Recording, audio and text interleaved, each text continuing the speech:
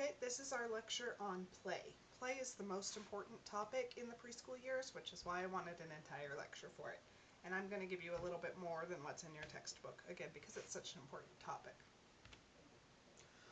Play is often talked about as if it were a relief from serious learning, but for children, play is serious learning. Play is really the work of childhood. Fred Rogers from Mr. Rogers' Neighborhood. Play really is the work of the child. So what is play? So first, the technical definition, an activity used for enjoyment or recreation. Seems pretty straightforward. But in order for it to be play, it needs to contain 5 elements. First off, it needs to be pleasurable and enjoyable. Play should be fun. It should be something we do for enjoyment. There should be no extrinsic goals. Play is something that's engaged in for its own sake. It's not to accomplish anything. It's non-utilitarian. We don't have a goal when we're doing it other than to have fun. It should be spontaneous and voluntary. This means it's freely chosen by a player. It's not assigned. When kindergarten teacher assigned a play activity to students, the kids saw it as work, even if they saw the same activity as play at another time. If it's something we're assigned to do, it's just not as fun. So it should be something that children engage in on their own. We need active engagement. The player has to want to do it. They have to be involved. If the player is just sitting passively and observing, it is not play. They have to be involved in it. And the 5th element is make-believe. There should be a non-literal component in play, a suspension of reality, however small. Some element of make-believe. So first we're going to talk about Piaget's stages of play. We're going to talk about different types of play first, then we'll dive into each age group when we'll analyze play in more depth and talk about its benefits. So according to Piaget, there are several types of play. The first is functional play. This begins in the sensory motor stage, which remember is infancy. It involves repetitive motor activities such as rolling a ball, moving toys in and out of a box or a bag. If you observe an infant, you'll see they have a lot of fun just doing the same things over and over again. Piaget called it practice play. Next is constructive play. This is common in early childhood and preschoolers. It's using objects or materials to draw or make something. So it could just be sitting and drawing, a tower of blocks. They're building something, they're constructing something. The third type is symbolic play, otherwise known as fantasy play. This could also be called pretend play, imaginative play, dramatic play. This occurs at the end of the sensory motor period. So toddlers engage in this a little bit, but it increases during early childhood. Preschoolers engage in this a lot. This is just when kids play make-believe. They create settings, characters, scripts. They could be playing house, wearing costumes, playing with a dollhouse, whatever. It's make-believe play. And then the last type of play, according to Piaget, is formal games. These are games with rules. So these could be like board games, sports, marbles, hopscotch, video games, tag, any team games. These are all games that have rules, and until middle childhood, kids aren't really ready for these formal games. Next is Parton stages of play. So these were by Mildred Parton. She wrote these way back in 1932. These have been around for a long time. So she observed 2 to 5-year-olds and came up with stages of play. So first off is mutual gazing. This is what we see in infants. Infants like to look at each other. That's it. They sit and stare at each other. They may smile and point too. Fun times. Okay? This is all that infants do with each other. They just stare. Next is solitary play. Infants and toddlers will play on their own. They just sit and play by themselves. They play with toys, books, etc. They mostly ignore other children, but they may laugh and babble and look at each other. But they're playing on their own. No interaction. We have onlooker play. This is a non-social type of play. Children aren't playing with each other. They're just observing other children. They're not really engaging in the play themselves. They may talk to the other children and make suggestions, but they don't join. They're just watching. Next we see parallel play. This is the earliest form of social play. You might also hear it called adjacent play or social co-action. Children play separately, but they're near each other and they're mimicking each other's actions. This is the transition between non-social play and cooperative play. It's in the middle. Example, they're both building with blocks, but they're not building together. They're sitting next to each other, they're engaged in the same activity, but they're not interacting with each other. Next we see simple social play. This is also called associative play. This begins at about 15 to 18 months, so around a year and a half. Children start to interact and they share toys with each other, but they don't share goals. A child is interested in others, but they're not coordinating their activities. So they're interacting with each other, but they're not really cooperating, they're not coordinating. They seem to enjoy each other's company. Example, maybe they're both sitting at the same racetrack playing with cars. They may occasionally exchange cars, but they're not really working together to create a scenario. They're not working toward a common goal. And then last we see full cooperative play. So this is common group goals. The activity is organized, children have assigned roles. Example, playing house, where one child is the parent, one is the child. Or maybe they're building a block tower together and they're all working on the same tower. Even games like tag or hide and seek are cooperative play. It's an organized game where children have different rules or roles and they're working together. This is where we start to see the emergence of a group identity. They're starting to see themselves as part of a group, not just as individuals.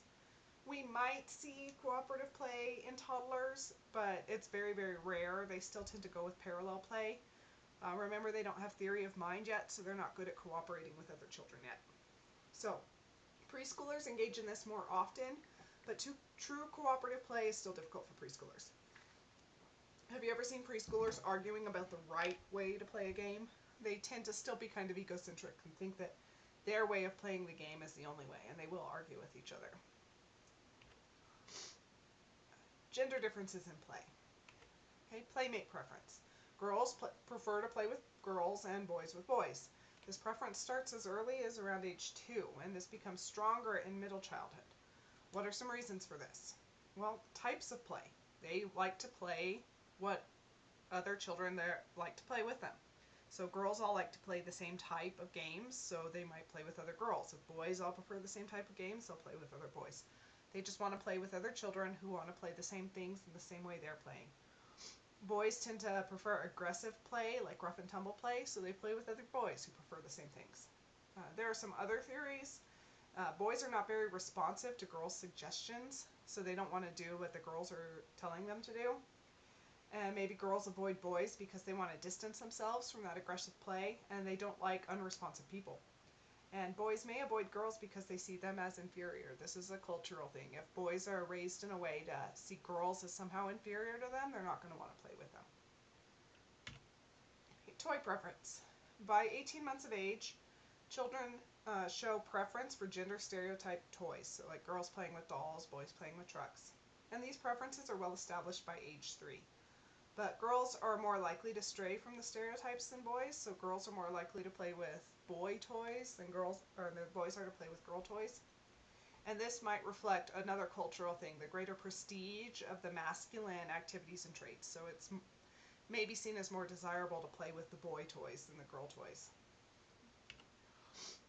Choice of activities. During preschool and early elementary school, boys prefer vigorous physical outdoor activities. They like climbing, swinging, rough and tumble play, tag. They like the big physical games.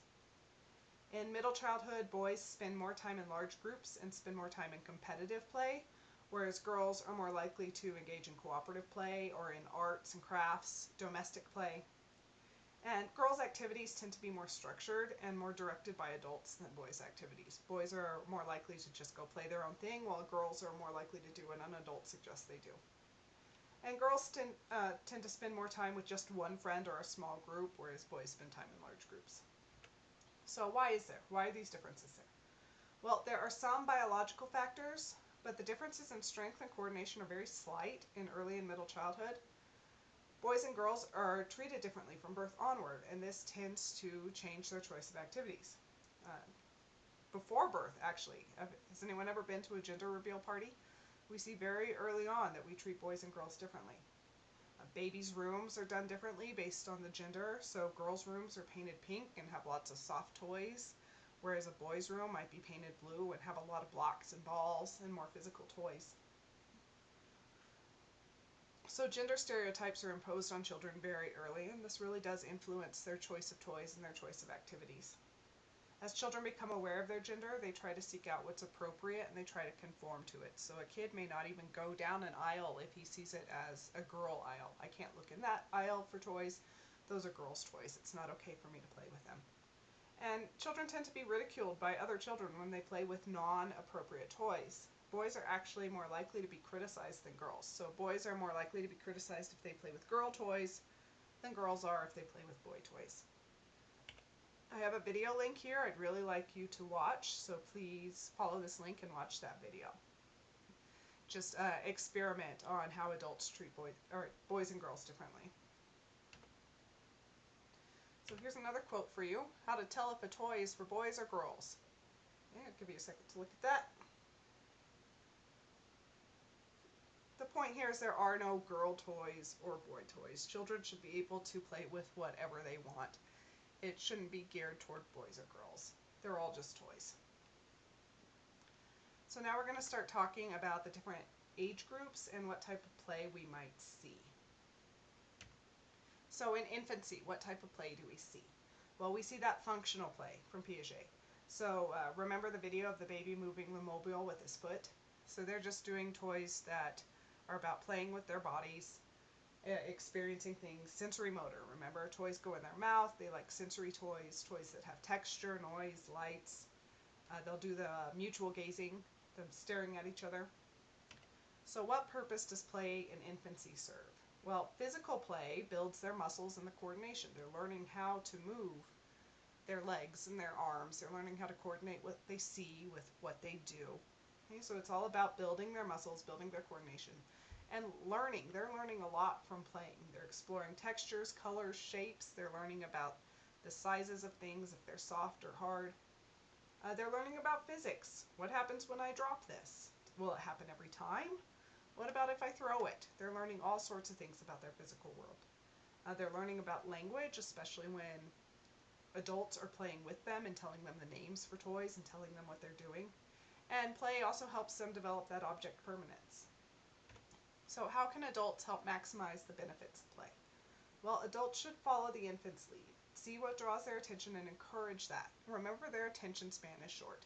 Let infants play with whatever gets their attention. Talk about the play.